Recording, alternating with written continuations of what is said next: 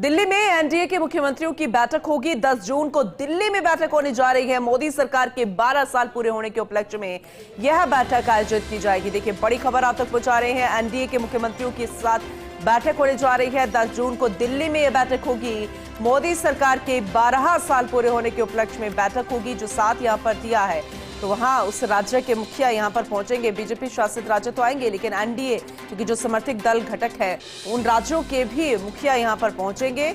और 12 साल पूर्ण हो चुके हैं मोदी सरकार को। ये अपने आप में बेहद महत्वपूर्ण 10 जून को दिल्ली में बैठक होगी और आगे भविष्य की रणनीति पर भी चर्चा की जा सकती है। आगे का रोड मैप क्या होगा, कैसे कार्य योजना है, अन्य राज्यों में जो चुनाव है वहां पर मिलकर किस तरह से दूसरी विपक्षी जो पार्टियां हैं उन्हें पटकनी देनी है, एक साथ एकजुट एक संयुक्त रूप से कैसे अन्य राज्यों को भी जीतना है, ये बेहद महत्वपूर्ण चुनौती फिलहाल होगी। लेकिन ये बेहद महत्वपूर्ण जानकारी 10 जून को दिल्ली में बैठक होने जा रही है। दिल्ली न्यूज एडिटर अदिति नागर हमारे साथ जुड़ चुकी हैं, उनका रुख करेंगे और ज्यादा जानकारी के लिए।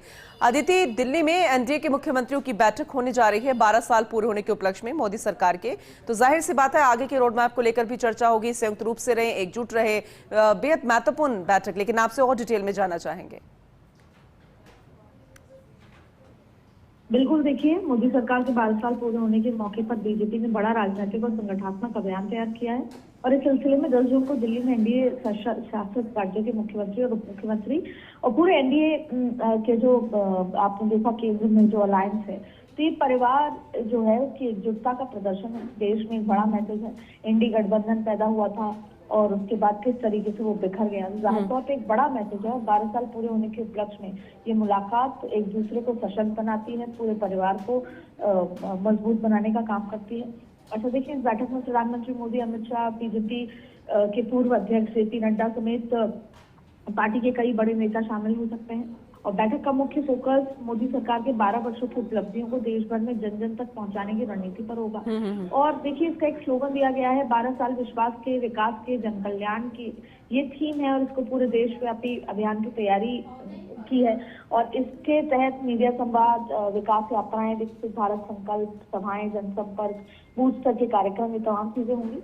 और इसके साथ आप देखिए कि एनडीए के मुख्यमंत्री भी इसमें मौजूद होंगे। उनको अलग अलग जिम्मेदारी दी जा सकती है प्रेस कॉन्फ्रेंस करने की। कुल मिलाकर एकजुटता का एक बड़ा प्रदर्शन है। अदिति, जब शुरुआत हुई थी साथ की, तो वक्त परिस्थितियां बेहद अलग थी। आज चुनौतियां हैं, टास्क है। प्रधानमंत्री नरेंद्र मोदी की कहते हैं ना कि वो जनता से, देशवासियों से वो संदेश जो बीच में गया है, क्योंकि टास्क है लेकिन परिस्थितियां बेहद अलग है इन 12 सालों में, तो उसके लिए कितने तैयार है?